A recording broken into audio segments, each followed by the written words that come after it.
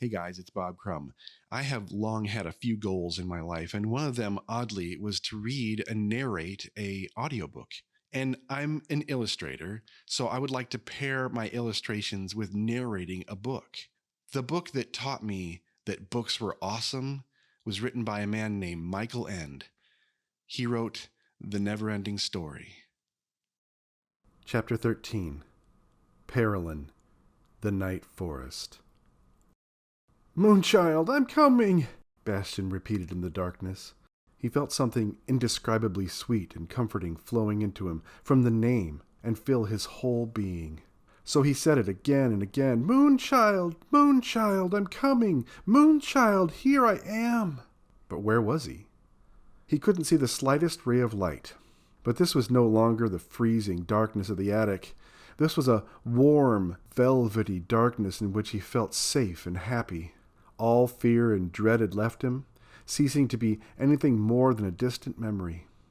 He felt so light and gay that he even laughed softly. "Moonchild, where am I?" he asked. He no longer felt the weight of his body. He groped about and realized that he was hovering in midair. The mats were gone, and there was no ground under his feet. It was a wonderful feeling, a sense of release and boundless freedom that he had never known before. He was beyond the reach of all the things that had weighed him down and hemmed him in. Could he be hovering somewhere in the cosmos? But in the cosmos there were stars, and here there was nothing of the kind. There was only this velvety darkness and a wonderful, happy feeling he hadn't known in all his life. Could it be that he was dead? "Moonchild, where are you?" And then he heard a delicate, bird-like voice that answered him, and that may have answered him several times without his hearing it. It seemed very near, and yet he could not have said from what direction it came. "Here I am, Bastian." "Is it you, Moonchild?" She laughed in a strangely lilting way. "Who else would it be? Why, you've just given me my lovely name. Thank you for it. Welcome, my savior and my hero." "Where are we, Moonchild?" "I am with you, and you are with me." Dream words. Yet Bastian knew for sure that he was awake and not dreaming. "Moonchild," he whispered, "is this the end?" "No," she replied, "it's the beginning." "Where is Fantastica, Moonchild? Where are all the others? Where are Atreyu and Falcor? And what about the old man of Wandering Mountain and his book? Don't they exist anymore?"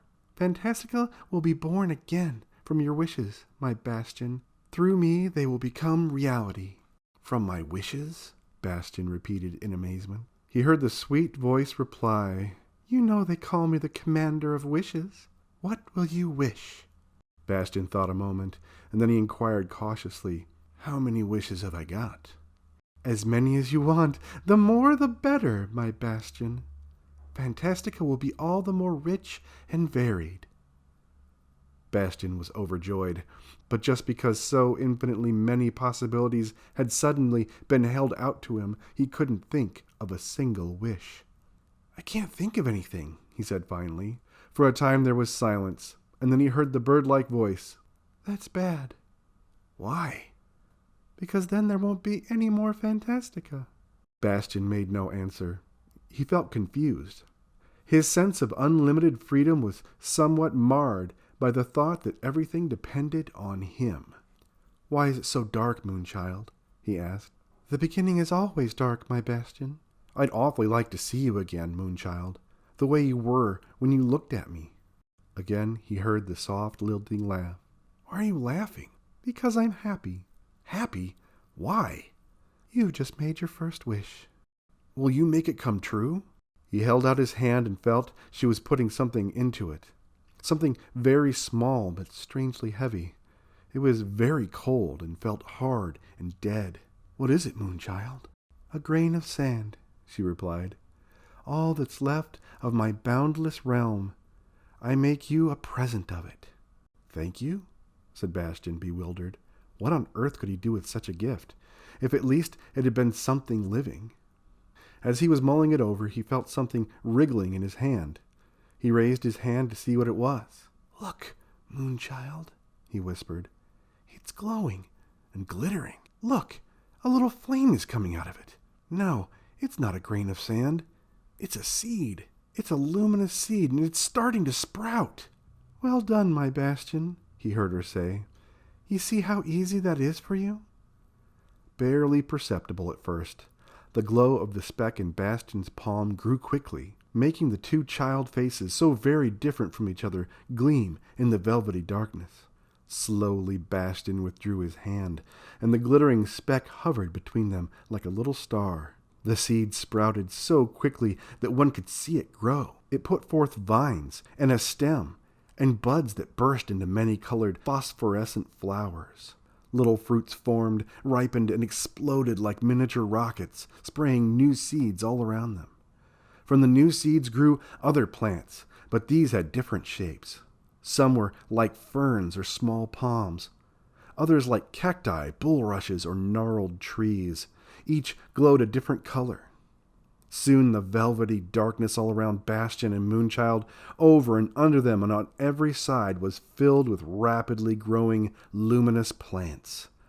A globe of radiant color, a new luminous world hovered in the nowhere, and grew, and in its innermost center, Bastion and Moonchild sat hand in hand, looking around them with eyes of wonder. Unceasingly, new shapes and colors appeared, larger and larger blossoms opened, richer and richer clusters formed, and all this in total silence. Soon some of the plants were as big as fruit trees. There were fans of long, emerald-green leaves, flowers resembling peacock tails with rainbow-colored eyes, pagodas consisting of superimposed umbrellas of violet silk. Thick stems were interwoven like braids. Since they were transparent, they looked like pink glass lit up from within.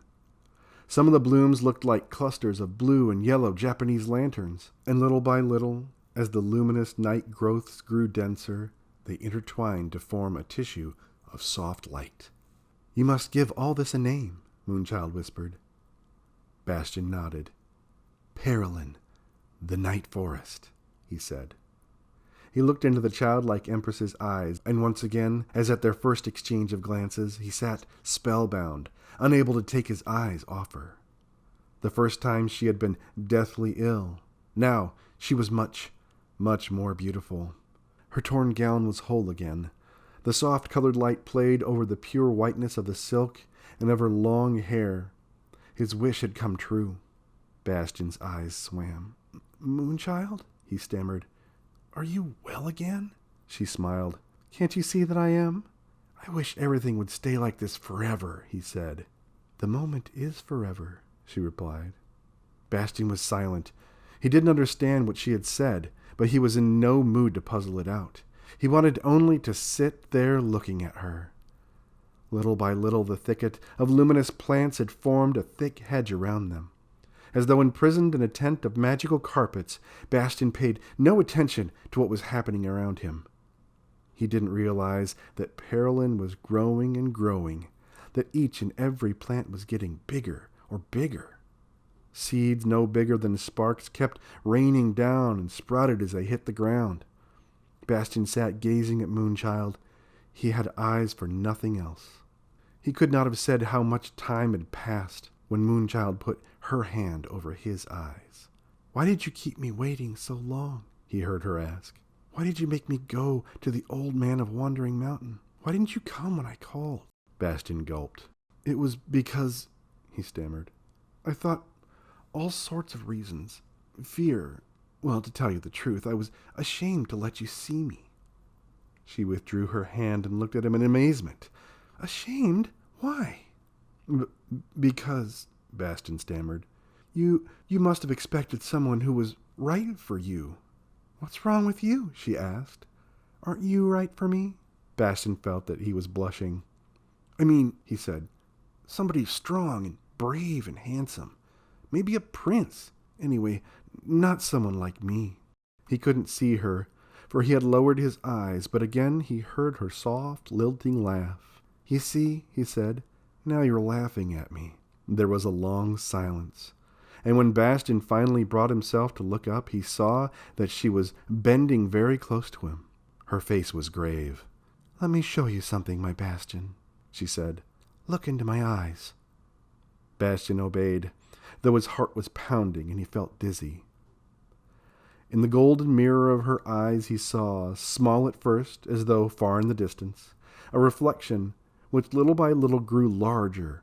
It was a boy of about his own age, but this boy was slender and wonderfully handsome. His bearing was proud and erect. His face was noble, manly, and lean. He looked like a young prince from the Orient. His turban was of blue silk, and so was the silver embroidered tunic, which reached down to his knees. His high boots, made of the softest red leather, were turned up at the toes, and he was wearing a silvery, glittery mantle, which hung down to the ground. But most beautiful of all were the boy's hands, which, though delicately shaped, gave an impression of unusual strength. Bastian gazed at the image with wonder and admiration. He couldn't get enough of it.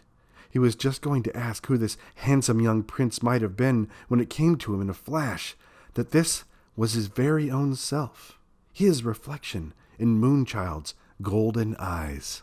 In that moment he was transported, carried out of himself, and when he returned, he found he'd become the handsome boy whose image he had seen.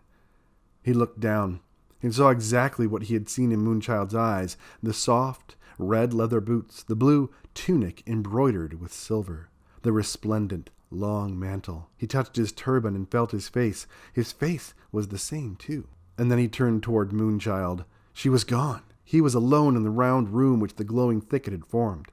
"Moonchild!" he shouted. "Moonchild!" There was no answer. Feeling utterly lost, he sat down.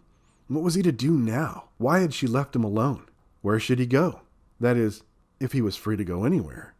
If he wasn't caught in a trap. While he was wondering why Moonchild should have vanished without a word of explanation, without so much as bidding him goodbye, his fingers started playing with a golden medallion that was hanging from his neck.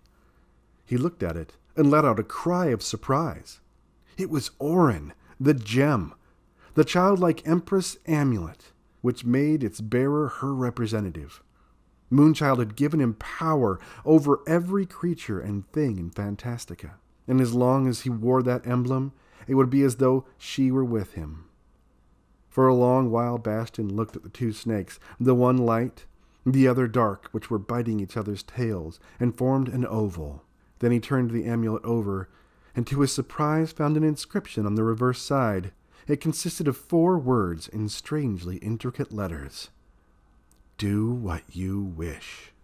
There had been no mention of such an inscription in the Neverending story. Could it be that Atreyu hadn't noticed it? But that didn't matter now. What mattered was that the words gave him permission, ordered him, in fact, to do whatever he pleased. Bastian approached the wall of luminous plants to see if he could slip through somewhere.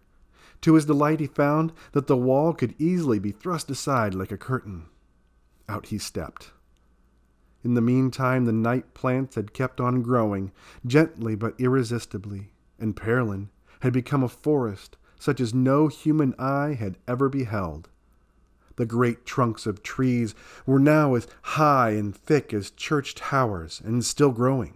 In places, these shimmering, milky white pillars were so close together that it was impossible to pass between them, and seeds were still falling like showers of sparks. On his way through the luminous forest, Bastian tried hard not to step on the glowing seeds that lay on the ground, but this soon proved impossible. There simply wasn't a foot's breadth of ground from which nothing was sprouting, and so he stopped worrying and went wherever the giant trees left a path open for him. Bastian was delighted at being handsome. It didn't bother him that there was no one to admire him. On the contrary, he was glad to have the pleasure all to himself. He didn't care a fig for being admired by the lugs who had always made fun of him. If he thought of them at all, it was almost with pity. In the forest, where there were no seasons and no alterations of day and night, the feeling of time was entirely different from anything Bastian had ever known. He had no idea how long he'd been on his way, but little by little his pleasure in being handsome underwent a change. He began to take it for granted. Not that he was any less happy about it, but now he had the feeling that he had never been any different. For this there was a reason which Bastian was not to discover until much later. The beauty that had been bestowed on him made him forget, little by little, that he had ever been fat and bow-legged. Even if he had known what was happening, he would hardly have regretted the loss of this particular memory. As it happened, he didn't even realize that he had forgotten anything. And when the memory had vanished completely, it seemed to him that he had always been as handsome as he was now. At that point, a new wish cropped up. Just being handsome wasn't as wonderful as he'd once thought. He also wanted to be strong, stronger than anybody, the strongest in the world. While going deeper and deeper into the night forest, he began to feel hungry. He picked off a few of the strangely shaped luminous fruits and nibbled gingerly to see if they were edible. Edible was no word for it. Some were tart, some sweet, some slightly bitter, but all were delicious. He ate as he walked and felt a miraculous strength flowing into his limbs. In the meantime, the glowing underbrush around him had become so dense that it cut off his view on all sides. To make matters worse, lianas and aerial roots were becoming inextricably tangled with the thicket below. Slashing with the side of his hand as if it had been a machete, Bastian opened up a passage, and the breach closed directly behind him as if it had never been. On he went, but the wall of giant tree trunks blocked his path. Bastian grabbed hold of two great tree trunks and bent them apart. When he had passed through, the wall closed soundlessly behind him. Bastian shouted for joy. He was the lord of the jungle. For a while he amused himself, opening paths for himself like an elephant that has heard the great call. His strength did not abate. He had no need to stop for breath. He felt no stitch in his side, and his heart didn't thump or race. But after a while, he wearied of his new sport. The next thing he wanted was to look down on the domain from above to see how big it was.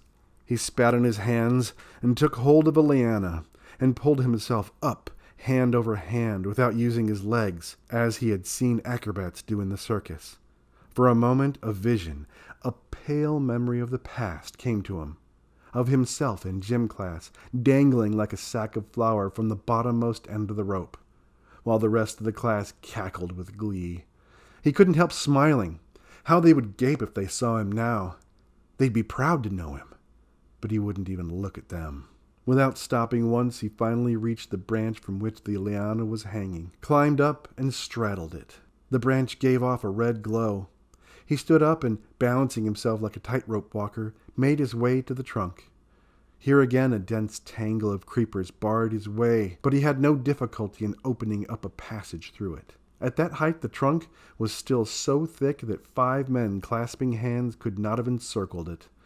Another, somewhat higher branch, jutting from the trunk in a different direction, was beyond his reach. So he leapt through the air, caught hold of an aerial root, swung himself into place, made another perilous leap, and grabbed the higher branch. From there he was able to pull himself up to a still higher one. By then he was high above the ground, at least 300 feet, but the glowing branches and foliage still obstructed his view. Not until he had climbed to twice that height were there occasional spaces through which he could look around. But then the going became difficult, because there were fewer and fewer branches. And at last, when he had almost reached the top, he had to stop, for there was nothing to hold on to but the smooth, bare trunk, which was still as thick as a telegraph pole. Bastian looked up and saw the trunk or stalk ended some 50 feet up in an enormous, glowing, dark red blossom. He didn't see how he could reach it, but he had to keep going, for he couldn't very well stay where he was. He threw his arms around the trunk and climbed the last 50 feet like an acrobat. The trunk swayed and bent like a blade of grass in the wind. At length, he was directly below the blossom, which was open at the very top like a tulip. He managed to slip one hand between 2 of the petals and take hold. Then, pushing the petals wide apart, he pulled himself up. For a moment he lay there, for by then he was somewhat out of breath. But then he stood up and looked over the edge of the great, glowing blossom as from a crow's nest of a ship. The tree he had climbed was one of the tallest in the whole jungle, and he was able to see far into the distance. Above him he still saw the velvety darkness of a starless night, but below him, as far as he could see, The treetops of Perilyn presented a play of colors that took his breath away. For a long time, Bastion stood there, drinking in the sight. This was his domain. He had created it. He was Lord of Perilyn. And once again, he shouted for joy. Thanks, guys, for watching and listening all the way to the end. I hope you're enjoying this as much as I am. If you are, consider hitting the thumbs up to show your support. If you're interested in further supporting this channel, hit the subscribe button to see more. If you hit the bell, YouTube will send you a notification as soon as the next video comes out. Don't forget to hit the share button too, so your friends can come along on the journey. And lastly, don't forget you are creative. So create, especially if it's a better day for someone else.